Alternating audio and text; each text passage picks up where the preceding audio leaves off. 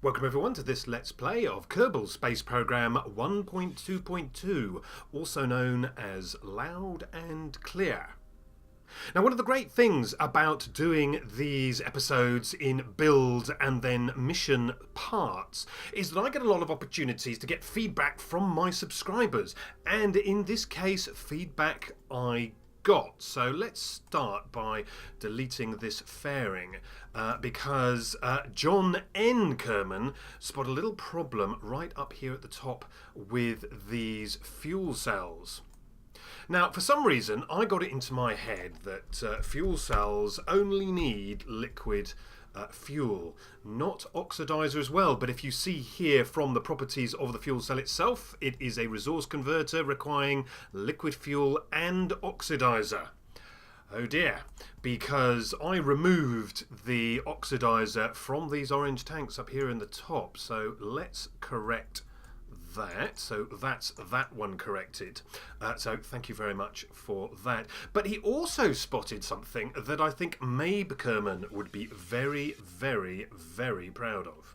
And that's right down here at the opposite end of our craft. And we have here in the middle a mainsail engine, and on the outside, on the drop tanks, we have the skipper engines. And there's a very important point that John N. Kerman spotted. If I go to the, if I could spell skipper. If I go to the skipper engine, you'll notice its ISP at atmospheric sea level, ASL, is 280. Yet if we go to the mainsail engine, there we go, the mainsail engine, it's actually 285, which means the mainsail engine is actually more efficient at sea level than the skipper engine is, and vice versa. Now what that means is that if we switch over when we have mainsails and where we have these skipper engines, we'll actually get more delta V. So if we look here at the total delta V we have now, it's 4493. So let's just take these away, get mirror symmetry, double symmetry, and put that on there, put this in the middle. I seem to have dropped, there we go. 4493 becomes 4510. So we have actually got a higher level of delta V, greater efficiency. Now, I'm sure Mabe Kerman would point out the additional weight of the mainsails does rather counterbalance the slight improvement in efficiency, but improvement in efficiency it is. So well done, well spotted. That's an excellent improvement. We will keep that. Now, next on the list is something that Michael O. Kerman spotted. And he spotted that we have no RCS control on the station section. And that is actually a very good observation. It was deliberate, but what was not deliberate was not to have any reaction wheels. Now, we do have reaction wheels here in the cupola module up here at the top, but I thought I would add some additional reaction wheels down here. So let's go and get two of these advanced reaction wheels modules. Put one in there. Oh no, grab the wrong part. Put one in there and one in here.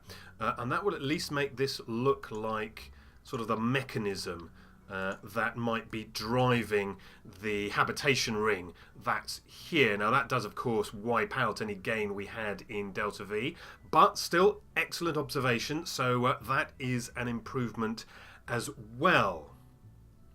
Now, David Kerman did spot something that those of us who suffer from design OCD would greatly appreciate. Now, I've actually removed the editor extensions to make this a little more obvious.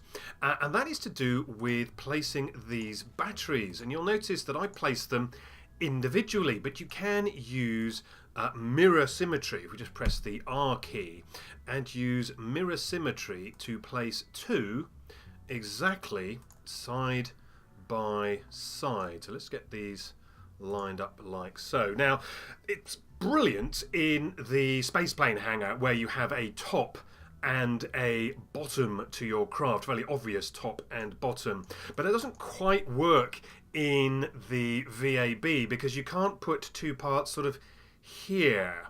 You can only put them on, I suppose, what is the back or bottom, and then what is the front or top. So if you're looking to put things at a different position that isn't actually the top or the bottom, then you're a bit stuck. But brilliant observation nevertheless. It's something that certainly with the editor extensions removed is a little more obvious, a little more easy to observe. So again, just use the R key to switch between symmetry radial and symmetry mirror. And that will help you with your OCD. So excellent. So thank you very much for all of those observations. So before we finish, however, there are two more things that other people didn't spot, but I did. First of all, we need some struts. So let's go and get some struts. These lower engines down here at the bottom, these lower tanks, which are now sitting rather deep in the ground. We'll have to sort that out. We don't have any struts. So let's reach in here and just stretch through the tank, and then they will snap to their closest point. There you go. So that's those two done. We'll do the same here. Stretch in there and cross to the other side. There we go, like so. Not exactly the same height, but doesn't matter. And that's where the editor extensions would have come in handy, because they do have the additional feature on the U key to get those sorts of struts to snap to their nearest and shortest point of transit. So there's a little bit of OCD there that I'm going to have to just suffer. So that was part one of the changes that I spotted. And the other one was separatrons. We do need some separatrons. Well, we don't actually need separatrons, but I do tend to find that one of the problems with these large tanks is they tend to dip inwards when they are decoupled. So obviously that separatron's going to be the wrong way around. So let's just turn that completely around, and then we're going to turn it, I can't quite grip it, there we go, turn it around like so, and then we're just going to use the move tool, and I think I'll go on to, there we go, go on to no snap, and just bring that down so that if I go in a little bit closer, we just get the nozzle sticking out like so. There we are. Let's do a little bit more rotation. There we go. So that's our first two separatrons. Oh, rats picked it up. Good old Control Z. Put them back. There we go. So I just want to click it. I'm not having too much luck here, am I? Let's put that back. There we go. So that'll be those. Let's not grab it this time. Let's just go and grab them from here, and those will be the first tanks going. So that should be here. So that goes with, yeah, there we go. It goes with that parachute set, and then let's do the same thing again. Get snap back on with C. Position them roughly the same. Rotate them around like so, and then around like so, and then drop them into the body a little bit further, and then just finish off the rotation. There we go. So that'll be these two, and these two will fit in here like so. So let's save that and just have a little bit of a recap. Oh, we still need to do the fairing. So let's get the fairing. So let's build the fairing again. And then all the way up. Start coming in.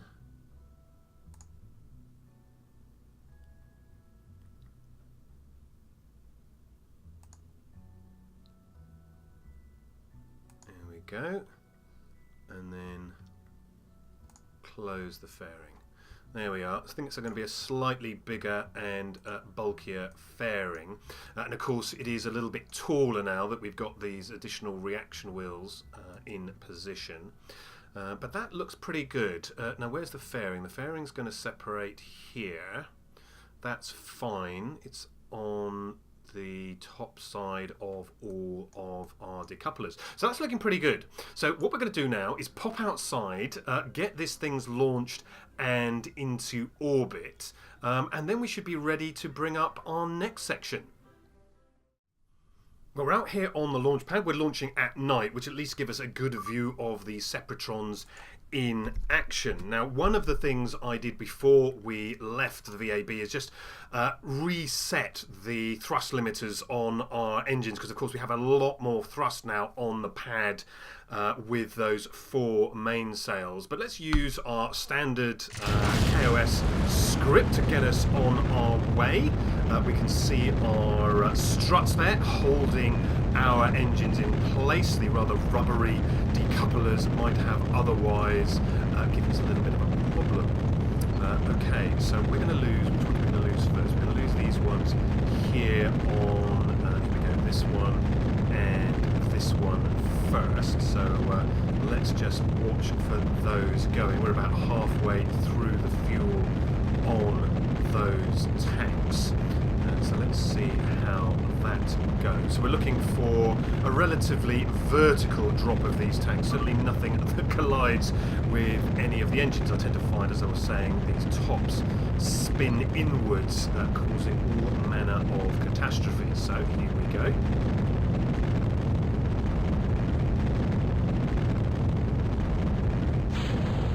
And there we are, doing their jobs there, spinning the tops of the engines, or rather the tops of the tanks, away from our main stage. We should see the same effect from our remaining 2 tanks. Now the mod Real Plume has been updated and it's looking as natty as ever, particularly in the dark night skies here over the Kerbin Space Centre. KOS script keeping our thrust to weight ratio there just over 2, so we should have our usual steady ascent. Now we've got Jeb in the cockpit today, always manages to sneak in to most flights, so he's going to be our first Kerbal up here on our station. He will be snacking away on his own today. So we're about, what about 2/3 of the way through our fuel, throttle up for orbital insertion. So we are rising, what are we now? We're at 40 kilometres. So apoapsis height here of, well, we're 76 kilometres now. So standard apoapsis of 100 kilometres, and we'll circularise at that point. So we're about to lose our outer, I said we're about to lose our outer orange tanks. We've sort of dribble of fuel in those tanks. So let's just get ourselves pre-aligned, use the RCS thrusters, using, or the vernier thrusters, using a little bit of fuel just to push us around, a little more powerful than the standard thrusters. This is a rather a tank of a launcher. Here we go. So we are going to be aligning at 78, so that's 1 minute 18. So let's just use a little bit of time warp to bring us around. There we go. So we have aligned. So let's just discard, where we go, let's just discard our fairing. There we go. Away goes the fairing. And what we can do is we can sneak in here and start opening up some of our extendables. So we have our solar panels. 1, 2, and there we go, 3. There we go. And right in here we have our little, oh, just missed it. We have our tiny little communitron. So let's extend that as well. So that's our extendables extended. And we've still got, there we go, 4 seconds till we begin our circularization, which is going to be a little rough. It's going to be a little rough because it's based on having all of these engines, not just, there we go, there's our separatrons.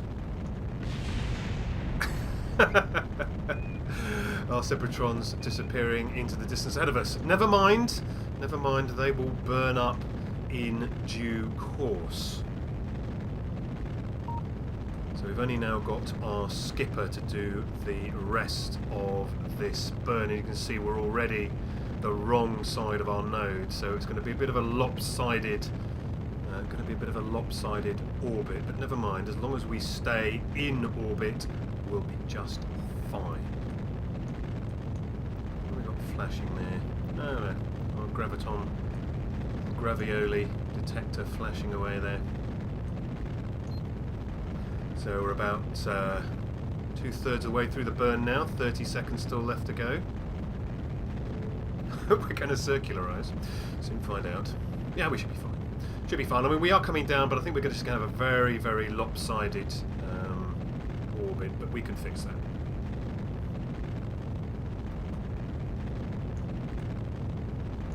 Still night here over Kerbal. Well, we're not really over Kerbin Space Station. There's a little island that's out in the ocean there. Here we go, circularizing as our chase camera flips. And yes, we have got a rather lopsided orbit. But we are in orbit. Oh no, we're not in orbit. Oh dear. Oh dear. That is going to prove a little bit embarrassing. So let's see if we can correct that. So we don't need this now. I never remember which way you need to. There we go. We go this side of our prograde marker. There we go. So we're now in orbit. Very, very lopsided. So what I think we will do, let's put ourselves a maneuver here. And what we're going to do is we'll circularize, which I think is, there we go, is that button there on precise maneuver.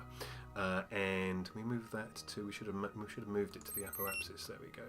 So that's going to give us 149 by 148, assuming we execute it on schedule. So let's get ourselves, let's sort of warp to here. How long we got? We got 4-second burn, only 60. So let's warp to just ahead of our maneuver. So we're just out of the atmosphere there. And we don't need this anymore. So let's get up. Where are we going? I'm looking for... what am I looking for?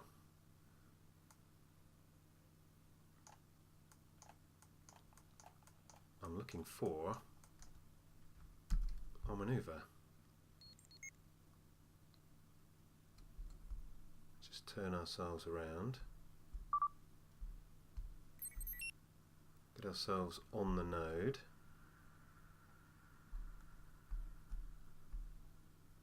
Oh, too far. Come on, come back. There we go. Now we are actually in the sunlight, so let's see our... there we go, Jeb. There is our station disappearing over the horizon. So let's get ourselves a couple of nice shots. There we go. I think it's going to look too dark if we face back towards... Oh no, that's not so bad, but it'd probably be quite dark for a thumbnail, so we'll leave it at that. So we've got an estimated burn of just 4 seconds. and that will be burning on the 2 seconds. So let's just go back out into map view, and what I'm going to do is just bleed out that delta V until we see a flip. There we go. Exactly right. So what have we got? 48, 51. Well, that's close enough. So we have a nice stable orbit, a little bit above our normal parking orbit, which will make it a lot easier for us to dock other craft to it while still having the 100-kilometer orbit open for other craft. So that has got our main station, or at least our main station core, into orbit. So what I'm going to do is just park this normal. Let's just park this normal to prograde. There we go. Getting a nice lot of sunlight on the panels there. So let's get another shot of that there we go, for the album. Now, we haven't extended our habitat because we can't.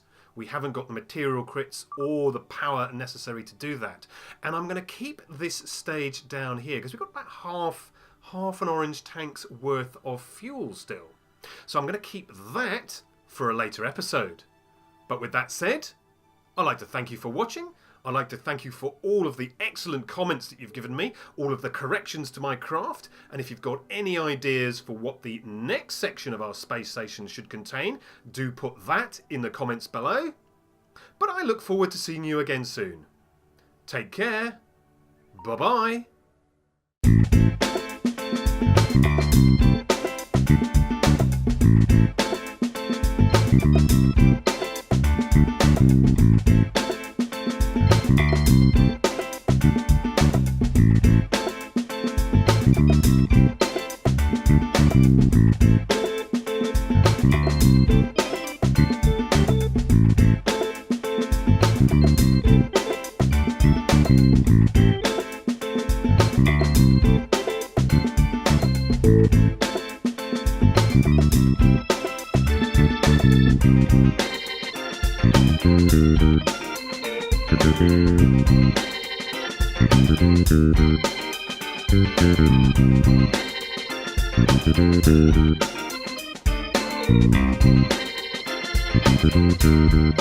Thank you.